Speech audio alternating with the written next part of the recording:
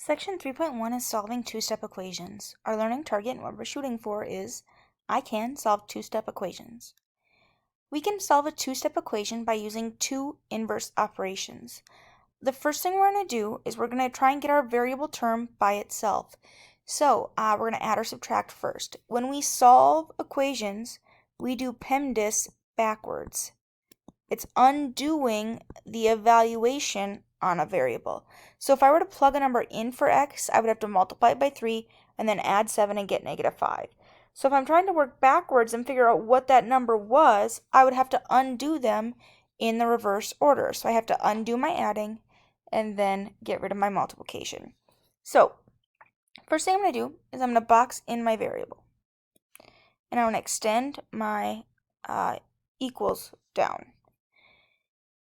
My variable term stays together, so I get rid of any adding or subtracting first. Right now my variable is being multiplied and it's being added. So going backwards with PEMDAS, I get rid of the addition first.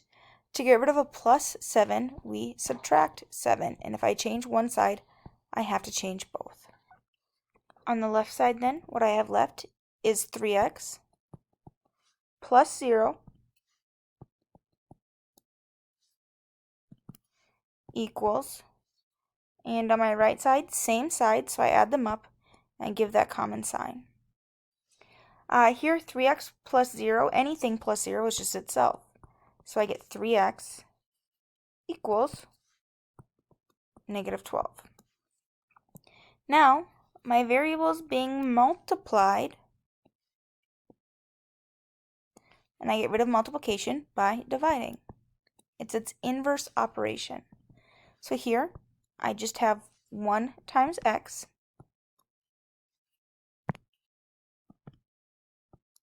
equals -4. And 1 times x is just x. So here I get x equals -4. We can plug it back in to check. So here I take 3 times that -4 plus 7 and check. Does it equal -5? 3 times -4 is -12 plus 7 gives me -5. So these two check and we are correct. In example 2 here, right now my variable is being divided and subtracted. So if I look at my PEMDAS here, again, it's being divided by 2 and subtracted by 3. We solve going backwards with PEMDAS, so I get rid of my subtraction first. Again, we get rid of anything that's not attached to our variable. Any addition or subtraction first. We get that variable term by itself. I get rid of subtraction by adding, so -3 plus 3 is how I get to 0. And if I change my left side, I have to change my right side the same. And that's why I keep them equivalent. So x divided by 2 didn't change. The fact that they're equal didn't change because I did the same thing to both sides. -3 plus 3 gives me 0, and 1 plus 3 gives me 4. Now, anything plus 0 is just itself. So right now I have x divided by 2, and it's still equal to that 4. Moving on, we get rid of our division. That's what we have next. My variable is being divided by 2. I get rid of division by multiplying. Once we get to this step right here, guys, it's just a one-step equation, and we solve it just like we did last chapter. So I have division, I get rid of it by multiplying, and as long as I do that to both sides, it's equivalent. Here I get 2x divided by 2, which is just 1x, or x, because 1 times x is itself. And 4 times 2 gives me 8. We can plug it back in here and check. X, which I have as 8, divided by 2 minus 3. We're going to check and see, does it equal 1? PEMDAS says we divide first. 4 minus 3. 4 minus 3 is 1. 1 equals 1. It checks. We are correct. Here, my variable is being multiplied by a -4. and it's being added. That 7 is positive, so it's being added by 7. There's no sign in front of our number, so we know it's positive. So I'm still going to try and get my variable term by itself, which means I get rid of anything not attached first. I get rid of any addition or subtraction. So I get rid of addition by subtracting. I'm going to subtract 7 on both sides. And remember, we can extend that equals line down, split it into a left expression and a right expression. So 7 minus 7 gives me 0. I still have that minus 4y equals 12. And it still equals because I did the same thing on both sides.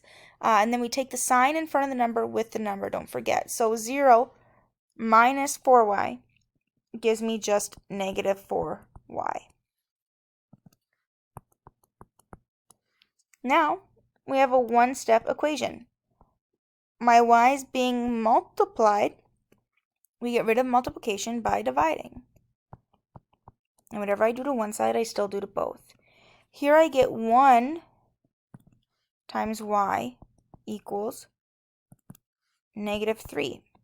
And 1 times y is just y, so y equals negative 3. We plug it back in to check. 7 minus 4 times y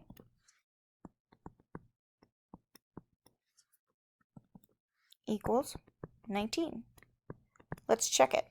I multiply here, and when I do that, don't forget that we take that sign with the number. So it's a negative 4 times a negative 3, which is a positive 12. 7 plus 12 gives me 19. So 19 does equal 19. Here we are correct. In example 4, it says, find the monthly payment for a drum set that costs $495 when you make a down payment of $150 and make 3 payments. So our drum set equals $495. That's our total cost. Now, the total amount we pay is a down payment of $150 and 3 payments. So 3, I'm going to use P for payments. You could use M for monthly payment too if you wanted. It doesn't matter. So here,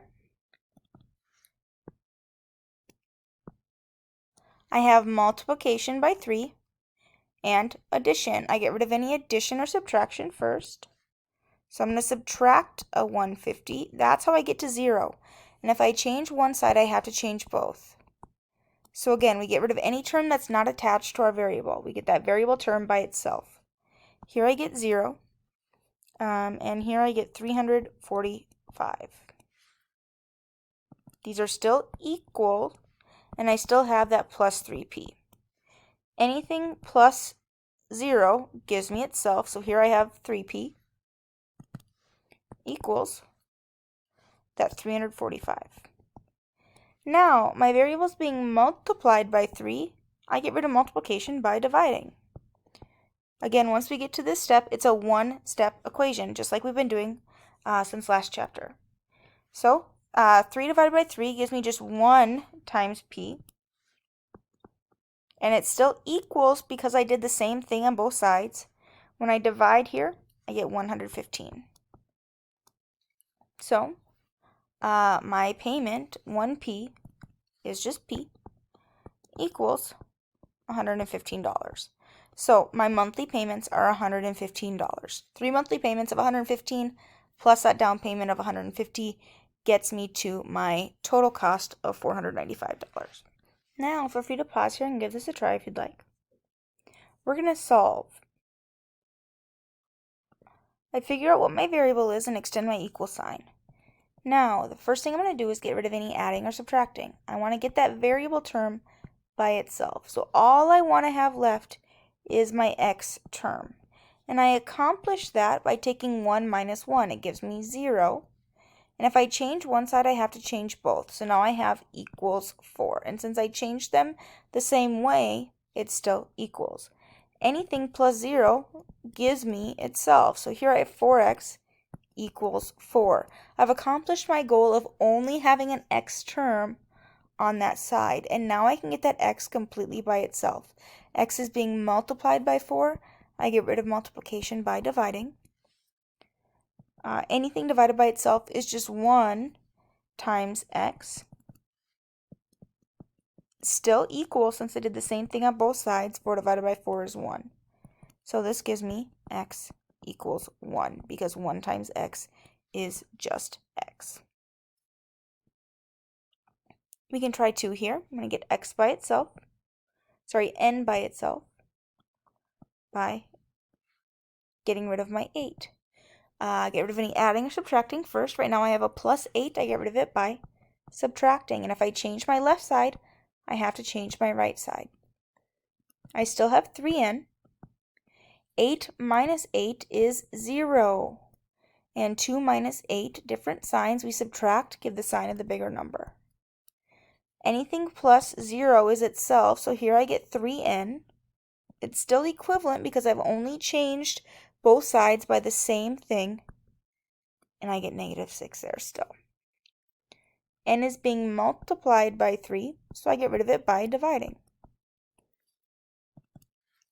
Anything divided by itself is 1, so I have 1 n equals, it's still equivalent because I did the same thing on both sides, negative 2.